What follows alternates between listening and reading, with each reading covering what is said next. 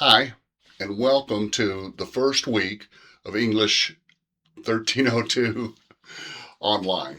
My name is Joseph Lai, and I'll be your instructor. If you got a chance to watch the generic video that I posted just before this, it just talked about the importance of the syllabus. So I hope by now you've had a chance to print out the syllabus, maybe go through it, highlight any important information or anything you have questions about. Now, we're going to go through this in just a few moments, but we don't really have time to go through it in detail. I try to keep these videos short, just usually 10 or 12 minutes at the max. But in class, we take the entire first class day to go over this. So it's important, and I hope you'll take your time and go through it. Before we go any further, let me point out something to you. This is English 1302, which is Comp 2. English 1301 is a prerequisite. And I teach this same class both online to your class and in person in a hybrid version. I teach it Monday nights at 7 p.m. from 7 until 8:15 and on Wednesday afternoons from 5:30 until 6:45.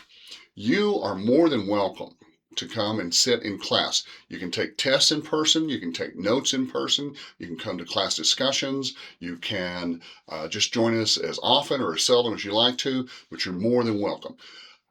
My office and my classroom are at the Lubbock downtown campus, 13th and Avenue Q, downtown Lubbock.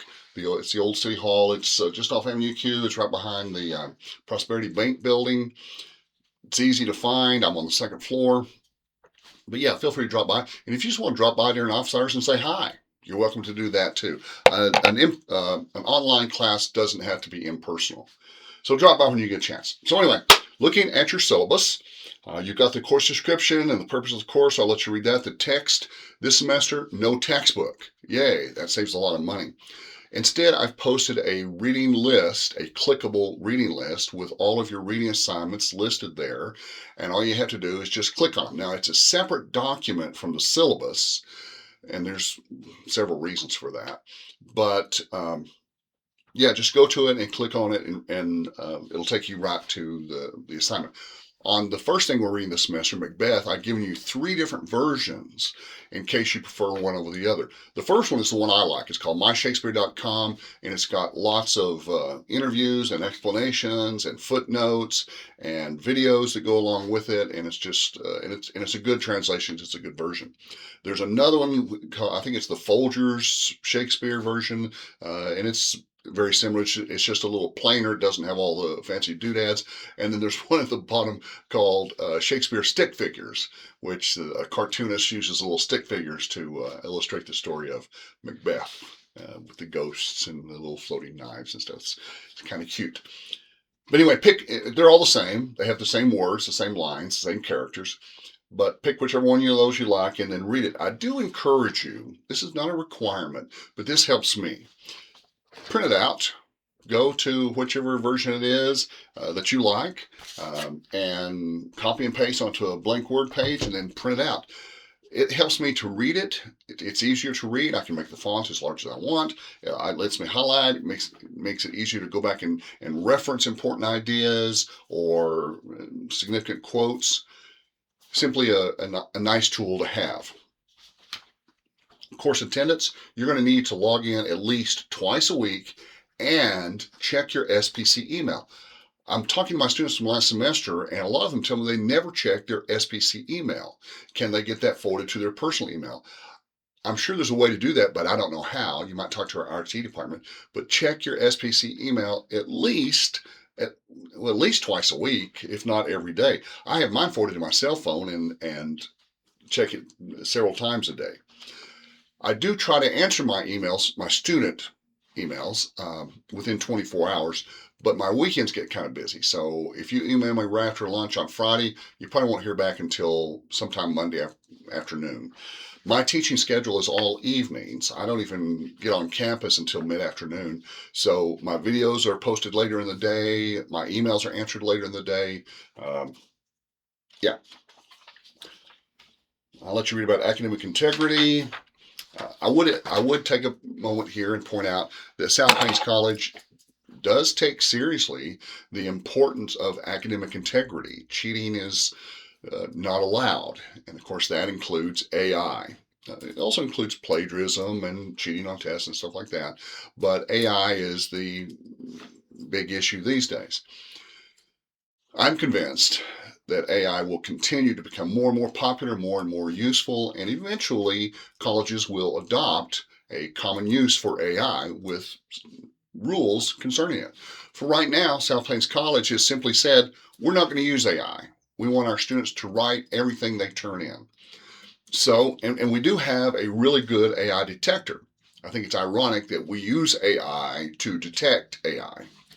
But it's really good and it catches a lot. And you may have, if you're on any kind of social media at all, you may have heard, oh, well, I wrote something myself and it got flagged as a false positive. Probably not. That doesn't happen nearly as often as people claim it does. False positives are really kind of rare. But if you use AI to create something, even part of it, you will get no credit for it. I can't give you credit for writing something if you didn't write it. The writing assignments are not that hard. We work through them in stages. You've had English 1301, so just do the writing yourself. When we get to the first assignment sheet, I'll post another video and kind of review that, but don't use AI. Don't use Grammarly, don't use Quillbot, don't use anything which uses AI. All of that leaves footprints.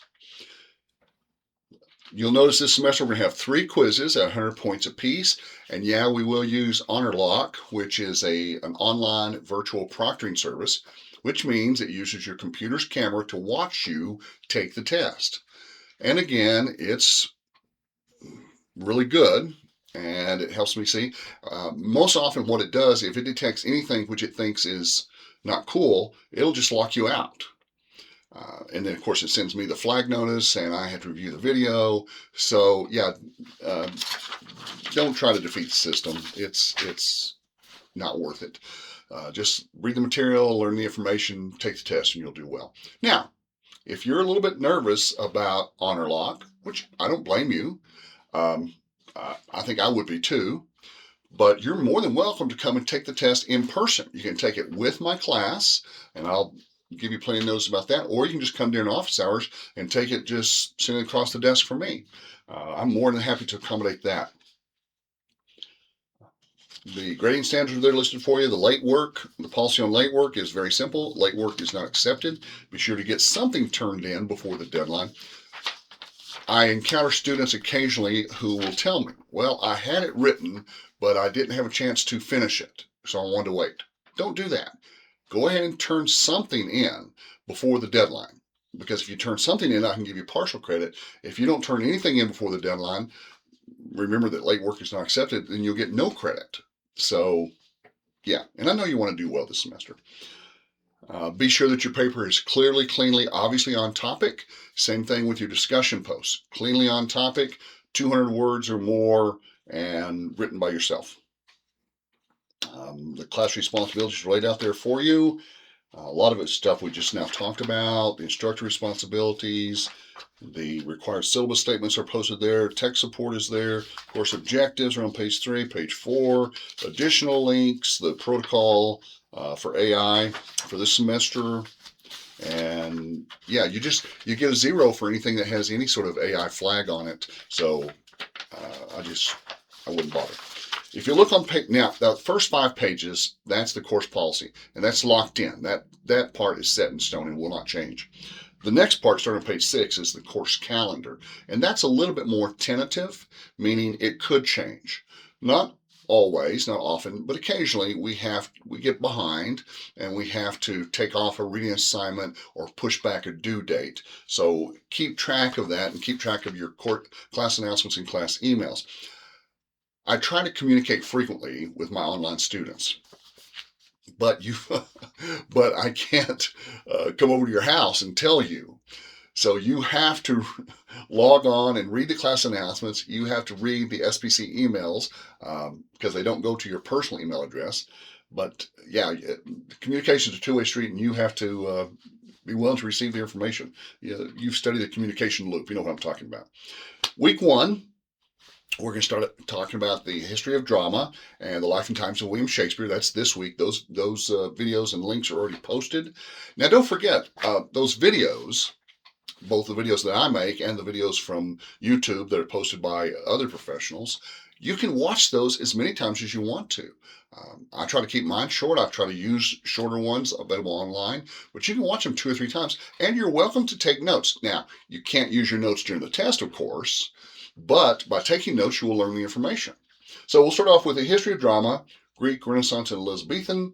We'll talk about the life of William Shakespeare, really a fascinating individual. I may post a separate video on that because there's just a lot of information out there, and not all of it is important.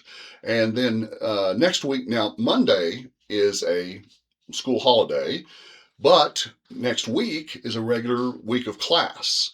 It's just shorter. So anyway, starting Tuesday, January 20th, we will start on Macbeth. We're just going to do Act 1 for the first week, or for the second week. And you'll also get your research paper assignment sheet on week 2. Then we finish up Macbeth. Then the first quiz, your first paper's due. Then we start doing some short stories. Then another research paper, then another quiz. Then we start poetry, another research paper, another quiz. Oh, spring break. Then final exam is Monday, May the 8th. Short semester.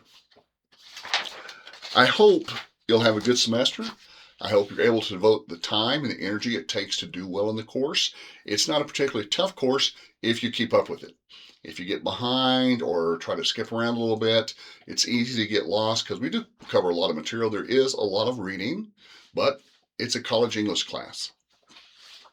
Keep up with the assignments. Let me know when you have questions, and I know you'll do well.